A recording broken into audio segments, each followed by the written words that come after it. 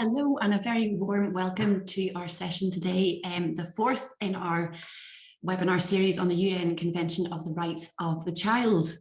My name is Helen Kidd. I will be chairing the session today. I'm an associate in our charities and third sector team.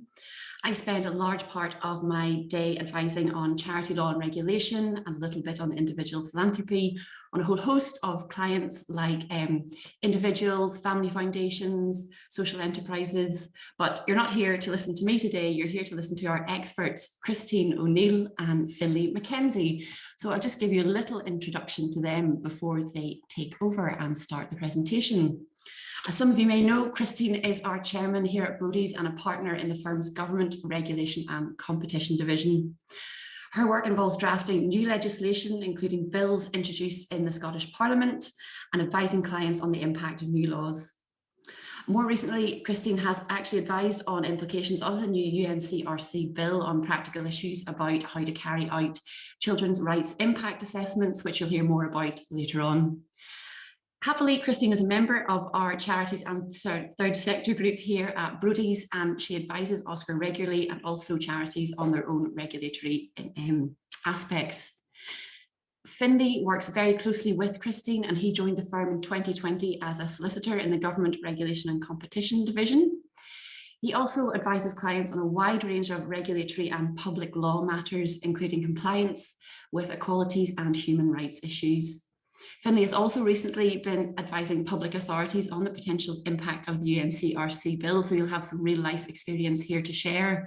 And over and above that, Finlay also works with Oscar and charities of all shapes and sizes.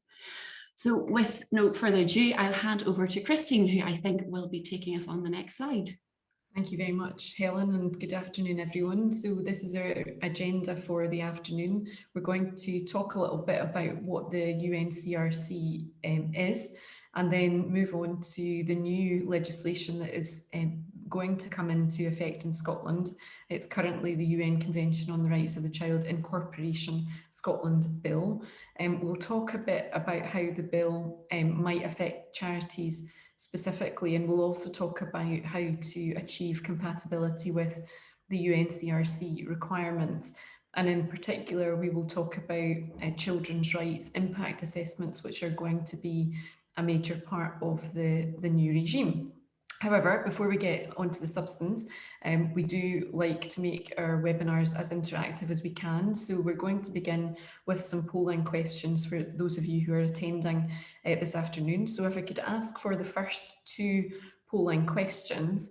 The first is, how well do you understand the content of the UNCRC bill? And the second is about how well you understand the rights protected by the UN Convention on the Rights of the Child. So do you understand each of these very well, reasonably well, not well at all, or you don't know how well you know them? So really interesting, really interesting that those of you attending feel that you know, the majority of you feel that you understand the rights protected by the convention pretty well, but less well do you understand the UNCRC bill. And that seems perfectly fair, because we know that the convention itself has been around for a long time, whereas the bill has been around for not such a long time, and does some new things in relation to the UNCRC as it exists in Scotland. So thank you for participating in this first poll. Let us move on then to talk about what the UNCRC is. It's an international human rights treaty, the United Nations Convention on the Rights of the Child. It has been adopted and ratified by the UK, which means that the United Kingdom as a state is bound as a matter of international law to give effect to the convention. And it is comprised of a large number of articles which confer on children a wide range of different rights. And we don't have time to go through all of those rights this afternoon, but what we would draw to your attention are some of the particular rights which are regarded as core to the convention and which inform the other rights that are protected by the convention. So there is a principle of non-discrimination conferred by Article 2, which is in many respects very similar to non-discrimination provisions in other other conventions of this sort. Article 3 provides that in relation to decisions that are made about children, the best interests of the child should be a primary consideration when you are making decisions about children, not the primary consideration, but a primary consideration. There is a right to life and survival and development, and I highlight this because it is more than simply the right to life and the right not to lose one's life, but a right that is connected with positive development and opportunities for children, and very importantly and liable to come into play very frequently is Article 12 of the Convention, which is the right to be heard, and in essence that is a right for children to be involved in the making of decisions that affect them, a right to participate in decision-making processes, not to be the only decision maker, but certainly to be able to participate. So I mentioned that it's already been ratified by the UK, as have the first and second optional protocols to the convention, but it's not incorporated in UK or Scots law as yet. And what I mean by that is up until now, there hasn't been a piece of legislation which gives effect to the whole of the convention as we've signed up to it as a matter of domestic law, and we've not been able, children have not been able to go to court to insist on their rights under the convention up until now. However, if we move on to the next slide, that doesn't mean that we've ignored the convention in Scots law, and what we see here are a number of provisions of domestic legislation, acts of the Scottish Parliament or acts of the UK Parliament affecting Scotland, where in passing those acts, the parliaments have tried to give effect to certain parts of the convention, to give flesh, if you like, to parts of the UNCRC, but in a domestic context. And for example, up until very, very recently, we've been doing this. The Children's Scotland Act of 2020 is one such act, and it's about, or one of the things it's about, is encouraging and enabling children to participate in family law proceedings and ensuring that their voices are heard in proceedings affecting their family. So all of these pieces of legislation have tried in different ways to give effect to different parts of the UNCRC.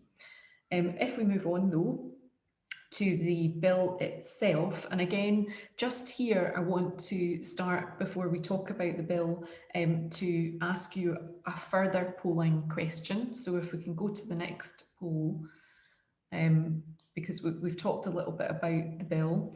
I am interested, before we get to talk about the substance, in understanding if you in your role have been asked for support or advice about the impact of the bill in relation to your charity's work. And if you answered yes, what was that about? Was it about a service that you're providing in the social care field, education, leisure services, or something else?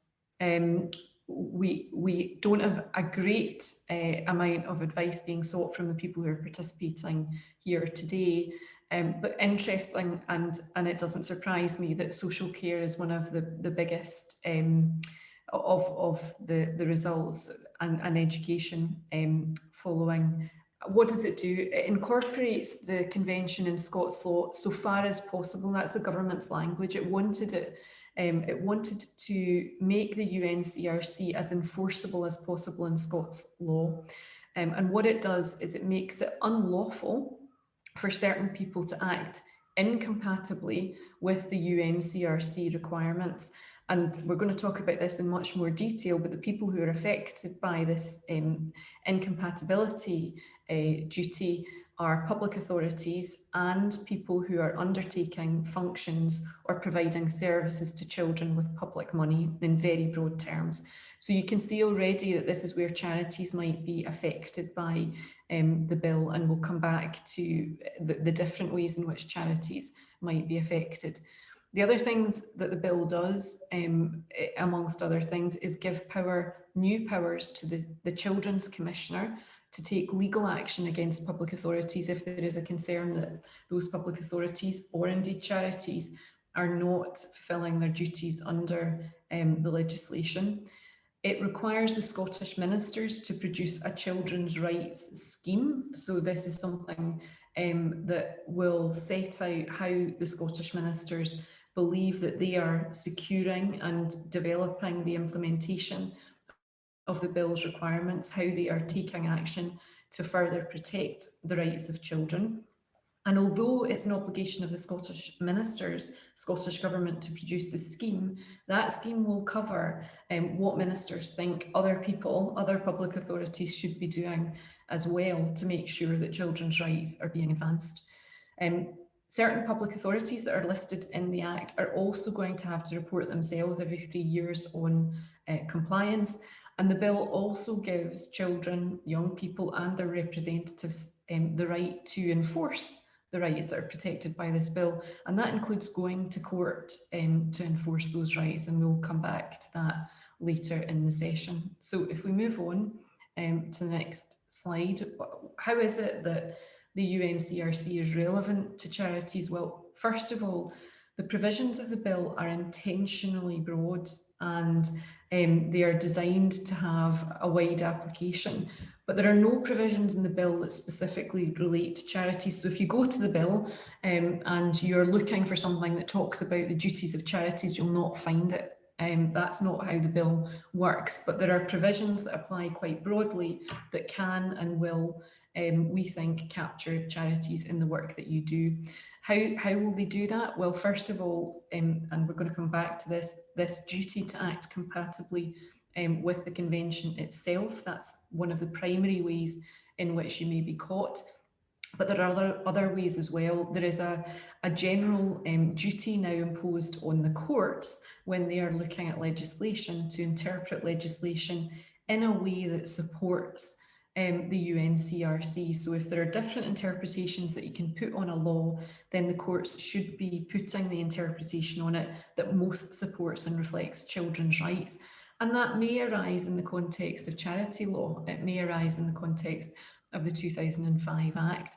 And the other way that we think that the UNCRC might be, and the bill might be relevant to charities, is that it might help you. If you're a charity that has a campaigning platform that is concerned with services to children or the protection of children, then using the UNCRC bill as a hook or a hammer, if you want to be more punitive about it, to campaign and to demand greater action from government or from public authorities, then using the UNCRC bill might turn out to be something that is quite helpful for you as a charity.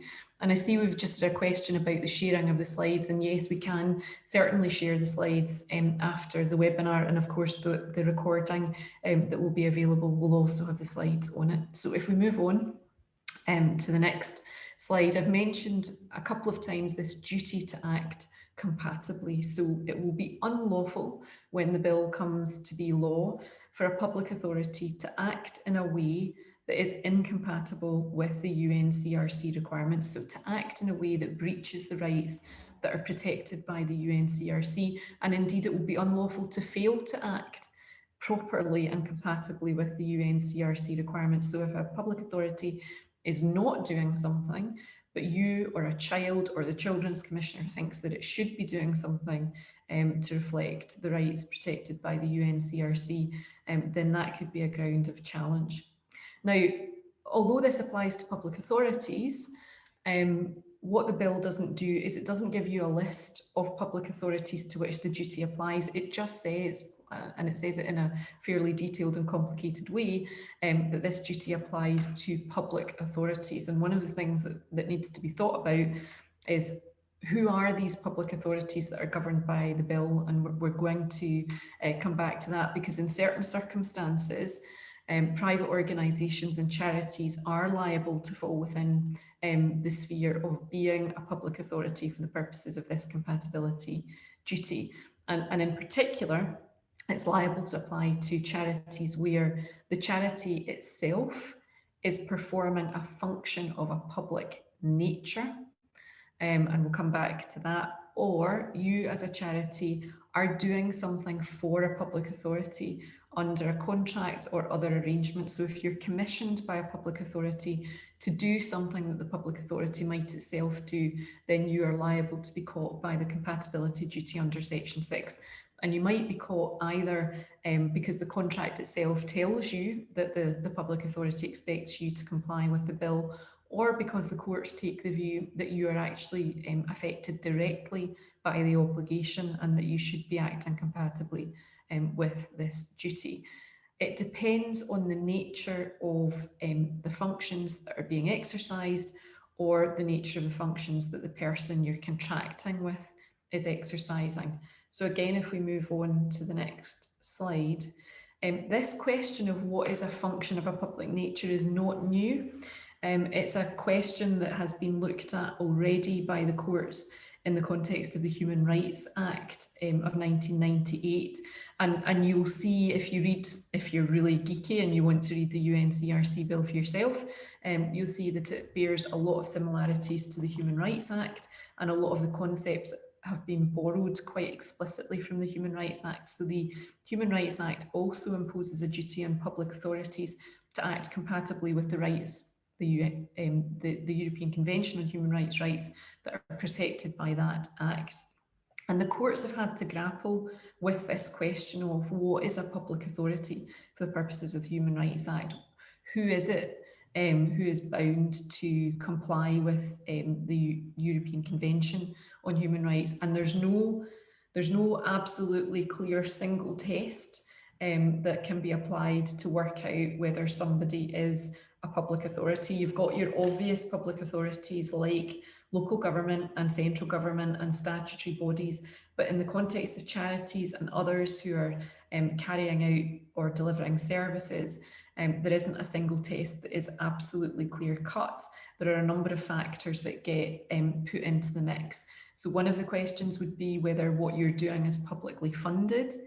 Another question would be whether you're exercising statutory powers. Another question would be whether what you're doing takes the place of central government or local authorities. So if you weren't, as a charity, doing what you're doing, would that thing need to be done by central government or by a local authority? And are you providing a public service? Those are the types of questions that have been asked in relation to the Human Rights Act, and which we would expect to be asked in relation to the UNCRC bill as well. So if we move on. There are some differences. So while there's a lot of borrowing from the Human Rights Act, the Scottish Parliament was alert when it was passing this bill that there are limitations and there have been problems with the scope of the Human Rights Act, problems from the perspective of those who think that the rights should be applied and protected on quite a wide basis. And so this bill tries to give a bit more guidance about what is a function of a public nature. And it provides, for example, that the duty will apply to functions that are carried out under contract or other arrangement with a public authority. And importantly, it also provides that a function is not excluded from being a function of a public nature solely because it's not publicly funded. So if somebody comes along and says, you're bound by the UNCRC bill because you're exercising public functions, and you come back and say, well, we're not, because none of this is paid for by public money, it's all paid for by charitable funds, then the person you're speaking to may say, but haha, section 6(3)(b) of the Act says, just because you're not publicly funded isn't an escape route. That doesn't get you out of your obligations under the UNCRC bill. And I've already mentioned that there may be situations where you are contracted by a public authority and it makes express in your contractual arrangements that you're bound by the requirements of the UNCRC. So if we move on, Finlay is going to pick up the story here. We've talked about this compatibility duty and the obligation on public authorities to comply. And Finlay's going to try to bring that to life with some examples of how this might affect genuine or core public authorities, and then how it might affect charities. So over to you, Finlay. Thank you, and afternoon, everyone. As Christine said, I thought the best thing to do at this point would be to sort of put this into practice and see how these duties may arise with some real life examples. So if we take example 1 on the slides, what we have here is, if we imagine a situation, well, first of all, I should say this does not relate to charities, and the purpose of this example is really to give you an idea of how the compatibility duty under the bill may apply to an ordinary or a typical public authority. So for the purposes of this example, if we imagine a situation where a local authority decides to close a children's residential care facility and relocate the residents, the residential care facility is owned and run solely by the local authority. And again, for the purposes of the example, just imagine that the local authority has decided to close for budgeting reasons. Now, the decision to close such a facility clearly has the potential to impact on children's rights, and particularly the children who are residents. And in making the decision, we can quite comfortably say that a local authority would be a public authority for the purposes of this duty. So they'll be subject to this compatibility duty. And well, first of all, what should be said is the mere fact that they're subject to the duty, and the fact that children's rights may be impacted isn't necessarily a barrier to the decision or making that decision. But what will be important is how the local authority makes the decision. And this duty to act compatibly and that we've already spoke about, is a legal term, and in itself isn't particularly helpful in explaining what local authorities or what an organisation subject to actually would have to do. So we've highlighted in the slides what the duty to act compatibly may actually require in practice, and this is done by reference to the rights contained in the UNCRC convention, because obviously the duty is to act compatibly with those rights. So you see this in practice translates to the local authority having to make the best interests of children a primary consideration in a decision of this nature, or respect a child's right to maintain contact with their parents, or give due weight to the views of the child, or not discriminate against the child, or not interfere with the child's right to privacy. And these are all things that may have to be taken into account, but of course this is not an exhaustive list, and exactly what's going to be required of an organisation will depend on the facts and circumstances of each case, and the extent to which children's rights are or indeed likely to be impacted.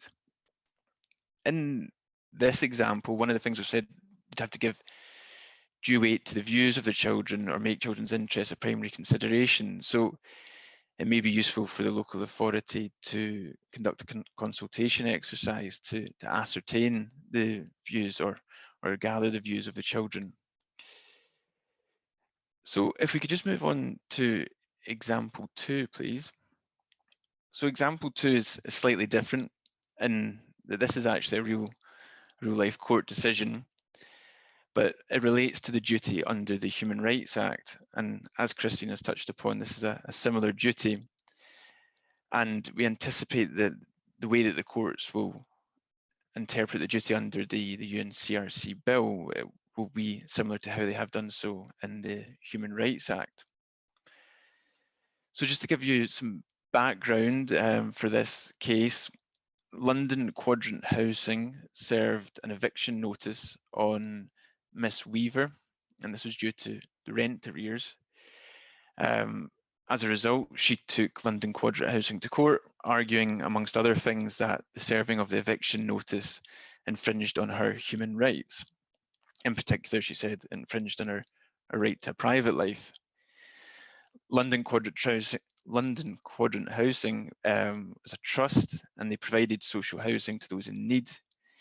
But they had control of their own housing stock, which was subject to some allocation arrangements with local authorities. But importantly, they had corporate and charitable status. Now, the first question the court considered was whether the trust was the question the court had to consider was whether the trust was exercising a function of a public nature for the purposes of the Human Rights Act. And what the court said was that the trust was a hybrid authority. And this is a phrase that's used repeatedly when considering the compatibility duty under the Human Rights Act. And all it really means is that a body exercises functions of both a public and private nature. And it may be that a number of charities can be characterised in this way. And I think a housing trust is a good example of that. So the courts decided that the trust is a hybrid authority. The next question was whether or not, at the time of making this decision, it was exercising a private or public function. Of course, as was said, it would have to be exercising a public function for the Human Rights Act to apply. And the court did agree. The court considered that the trust was exercising a public function in delivering social housing. And in reaching this decision, took the following factors into account as indicating that the decision or the function was of a public nature. And that was, and I won't go through all of them, but you'll see in the slides that the allocation of the housing relied on public finance, for example, but also that the trust acted in the public interest and had charitable objectives. So I think what's important to take away from this case and this example is that a trust, a charity, the court was satisfied that they could be subject to this compatibility duty under the Human Rights Act. So the final example is example 3, if we could just move on to that, thank you. So this is another theoretical example, not based on a real case, but that is intentional because we wanted to focus on the element of the duty, or one of the elements of the duty that are new to the UNCR bill. And Christine has already mentioned that's subsection 3A, and that states that the organisations will be subject to a duty where they're exercising a function under a contract or another arrangement with a public authority. Now, an important point to bear in mind is this section states that functions of public nature may include contracts or other arrangements for public authority, but where an act under such an arrangement is of a private nature, that will still be excluded from the scope of the duty under section 6, that compatibility duty. So just to demonstrate this, for the purposes of this example, a charity provides education facilities on behalf of a local authority, and the delivery of this service is subject to the terms of a contract between that local authority and the trust. The question may now be slightly more straightforward than it would have been under the Human Rights Act.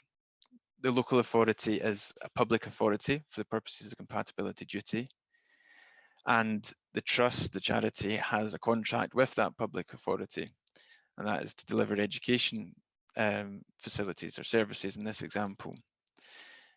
And because of section or subsection 3A, the compatibility duty may apply to the trust as a consequence of this contract.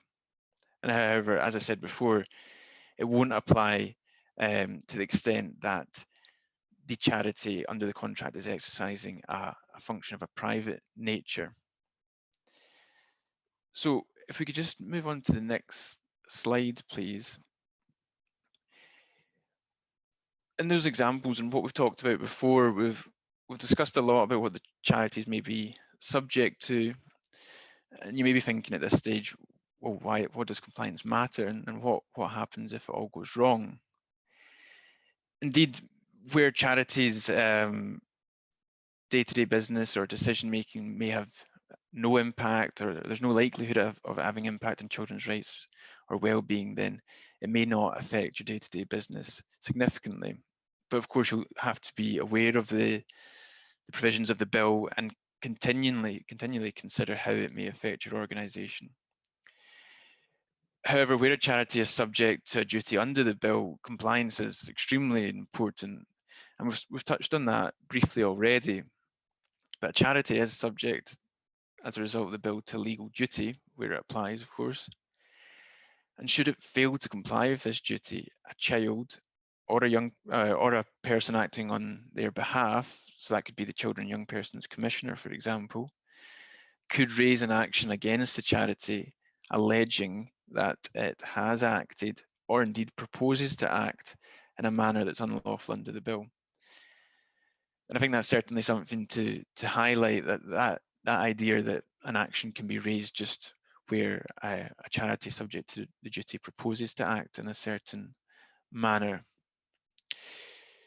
So if such an action is raised and the court decides that the charity has acted unlawfully, the bill does provide them with quite a wide range of powers to deal with such an allegation. For example, it could simply just make an order saying that the charity has acted unlawfully. But importantly, it could also make an order requiring a charity to pay financial compensation as a result of a failure to comply with the duty. And I think just to briefly put this into context, in the context of one of the earlier examples of the public authority deciding to close the residential care service for children, in that case, a child could argue that in making that decision, the public authority, the local authority, sorry, didn't take their views into account. They could raise a court action. The court indeed may find that the local authority acted unlawfully in doing so and require that local authority to pay the child financial compensation. And finally, just before moving on, and this was a point highlighted by Christine as well, is the idea that when a charity is contracting with a public authority, it may be part of the contract that the charity must comply with the provisions of the UNCRC bill. And obviously the consequence of that is if the charity failed to do so, then there is a potential for legal action on the basis that they haven't complied with their contractual obligations. Of course, this will depend on the terms of each contract, a particular contract, but it is something that charities, indeed all organisations that may be affected by the bill, should be alert to. If we could move on to the next slide, please. So we don't know exactly when, but the bill will be coming into force in the not too distant future. So we just wanted to highlight some of the ways charities may prepare for the bill coming into force. But before doing so, I wanted to run the final two polls. The first of which is, to what extent is your organisation prepared for the impact of the UNCRC legislation? And there's four possible answers here of well prepared, somewhat prepared, unprepared, or you simply don't know. And the other question, which will run at the same time, is do you have any UNCRC training sessions planned within your organisation? And this is just three answers of yes, no, don't know. The results have come in, so I will share the results with you. The people who are participating this afternoon are all very candid and honest, because the answer to how prepared you are for the impact of the legislation, no one has said they're well prepared.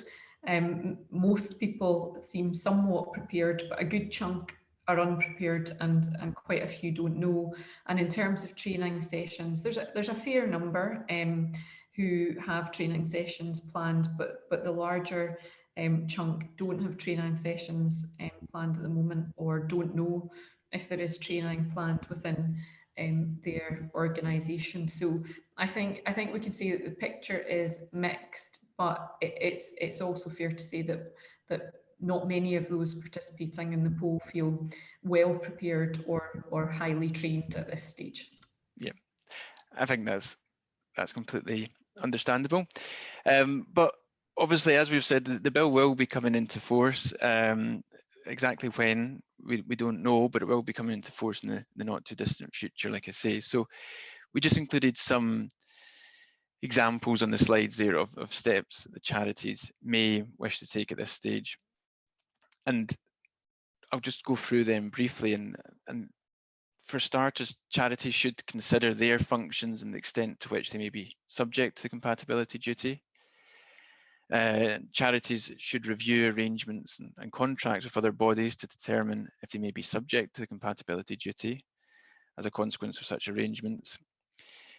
And charities should review contracts with public authorities to ascertain whether the terms of the contract require the charity to comply with the UNCRC, which is going back to what we touched on just there. And actually what's not included, but links into one of the questions, is of course training. One of the ways in which you might prepare it is internal training on the UNCRC, if you think that that would be of benefit. And the last thing is where a charity thinks the compatibility duty may apply, and we touched on this at the start, it may assist to prepare children's rights and well-being impact assessment, or think about preparing children's rights and wellbeing impact assessments. And I just want to expand on these before we finish up. So if I could go on to the next slide, please. So these assessments, the bill does require certain organisations to carry these out. It doesn't specifically require that charities have to prepare such assessments, but these are undoubtedly a useful tool in ensuring compliance with the compatibility duty and indeed the provisions of the UNCRC more generally. And what this assessment is an assessment of the likely effects of a decision relating to the rights and well-being of children. And as I said, they are useful, and it may seem quite self-explanatory as to how they work, but certainly in our experience, public authorities can find it quite difficult to prepare such documents. But they are useful because they'll force an organisation to identify the potential impacts of a decision on children's rights and well-being, and also consider how that impact may be mitigated, and of course the extent to which the charity or the organisation is complying with the duties or the rights in the UNCRC. And then what you have is you have a useful record in this assessment of the decision-making process, which can be particularly helpful if a charity was ever subject to a legal challenge as a result of a decision it's made. Like many things, it won't be sufficient just to approach this as a tick box exercise and then put it in a drawer. The benefit of these assessments to an organisation will really depend on the quality of the document. So it'll be important that when preparing an assessment of this nature, to focus on the key issues, the key impacts, and the corresponding rights in the UNCRC. And just to help with this, the last slide, the Scottish Government has produced some guidance on what such assessments should include, and I've included on the slides some of the highlights of that guidance and some of the points that should be taken into account. That guidance is quite helpful, and I know we said we'd circulate the slides at the end of this session, and I'd be happy to include a copy or a link to this guidance as part of that. That concludes all that I wanted to say, unless Christine has anything to add at this stage. Otherwise, I think it's on to questions. Yes, indeed. Great, thank you very much both. I was listening to that with great interest, and the questions have continued to roll in actually as we have been speaking. So we'll touch on a few of them here. The first question is coming from Julie Hutchison. Thank you, Julie. Julie was asking for a bit of clarification around what publicly funded means, and whether that's the same as funding from public donations or more taxpayer exchequer funds.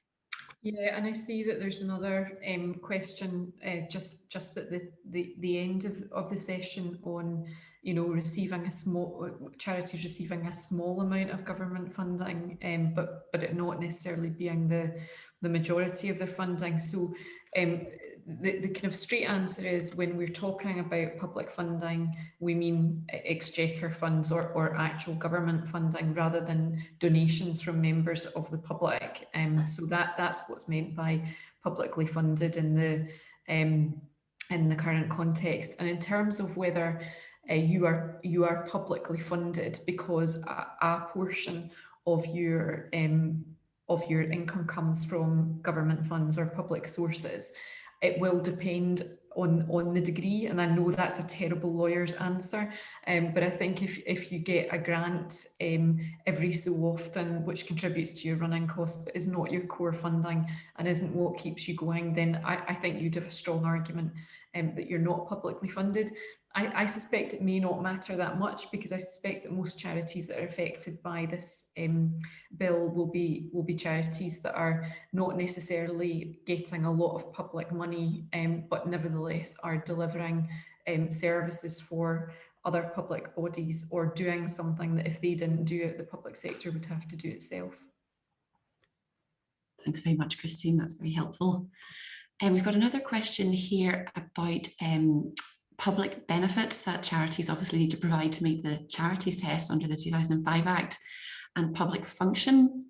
And the question is being asked that presumably the requirement for all charities to provide public benefit does not mean anything to do with its public function. Could you give us a bit more information about the distinction there, Christine, please? These are all good and difficult questions. The short answer to the question is the questioner is correct that the public benefit test under the 2005 Act is different from the question whether what a charity is doing is the exercise of a public function. And the fact that all charities have to provide public benefit doesn't mean that everything that they do is a public function. The public function aspect is really about the question of the closeness of what's being done to governmental activity. And again, I appreciate that's a fairly flexible concept, but I've mentioned the idea of, if you weren't doing it, would government have to do it, or are you doing it on behalf of government because they're outsourcing it? That's really what we're talking about in the realms of public function. I noticed, Helen, I'm just going to take it at the same time though, the question of Oscar's involvement in all of this, and I don't know if anyone from Oscar is on this webinar, and I haven't had the discussion with Oscar directly about the UNCRC, but it strikes me that there's nothing in the bill that gives Oscar any specific duties to check compliance of the sector with the UNCRC bill. But I tend to expect that this will in due course be treated in a similar way to equalities law. So Oscar will care if a charity is found to be breaching equality law by discriminating or doing something of that order. And Oscar will think about that kind of breach when it is thinking about whether a charity meets the public benefit test or not. And I think similarly, if a charity was to come to the attention of Oscar because there were credible allegations that it was breaching its duties under this bill, that might be something that Oscar would take into account in terms of assessing the charities test. But I can't speak for Oscar's position on that, but I suspect that's how it will play out in due course. Yeah, great. Thanks, Christine. See, there's another interesting question here asking whether charities with sufficient interest could be the ones taking on illegal action where child's rights are breached. Poor Finlay. Sorry, Finlay, I'm going to take this one again. But don't worry, there are some questions coming your way shortly. So here the questioner is making out a kind of really important point about the distinction between the Human Rights Act and this bill. So under the Human Rights Act, if somebody wants to complain about a breach of human rights, they have to be the victim of that breach, and that has meant that representative organisations, charities that might want to bring a case on behalf of somebody else can't really do that under the Human Rights Act, because they can never be the victim, or rarely could be the victim of the breach. That requirement to be the victim of a breach before you can bring the action doesn't apply under this bill. And what that means is there's at least the potential I talked about, the potential for charities that care about children or are interested in children's rights, using it as a campaign, using the UNCRC bill as a campaigning hook to put pressure on authorities. Well, another way that you might use this bill to put pressure on public authorities to do things differently would be by bringing cases against those public authorities, because there's not quite the same test. Now, the courts would still require the charity to have some interest. So if it's the SSPCA, don't know if they're on the call, it might be more difficult for the SSPCA to show that they've got an interest in children's rights rather than animal rights than a charity that's directly concerned with children. But the point is a good one. There's more scope under this bill for charities to bring actions in their own name. Great. Thank you for clarifying that, Christine. Earlier we mentioned that the court could make an award of financial compensation. I was just wondering, what sort of level might that be? What might that look like? Finlay, over to you. Yeah, I'm happy to take this one. So the bill provides some guidance in actually what the court has to take into account, at least when making an award of financial compensation. And part of that is to consider whether an award or the amount of an award is necessary to provide just satisfaction. And what that concept means, the concept of just satisfaction, is really what is just and really what is the person deserving of. And it's something that we've seen initially developed in the Strasbourg Court and then incorporated into the Human Rights Act. And as part of that, we understand, and it's clear from Scottish Parliament, intend for a similar interpretation to be applied to damages under the UNCRC bill. But the question of actually what will amount to just satisfaction is a tricky one, and sometimes the courts will indeed say that an award of financial compensation isn't necessary for just satisfaction, even though there has been or the organisation has acted unlawfully and there's been a breach of human rights. It may be that they say it's sufficient just to make an order saying that there has been such a breach. And also in any event where they do make such an award to provide for just satisfaction, that they do tend to be quite low and really just for hurt feelings. So we don't know exactly what they'll be yet, but I think we can go in those general principles. Great, thanks, Finlay. That's very helpful to know. I see we've also got a question over here in the chat function side of things that's asking, what's the potential impact of the challenge on the ongoing at the Supreme Court?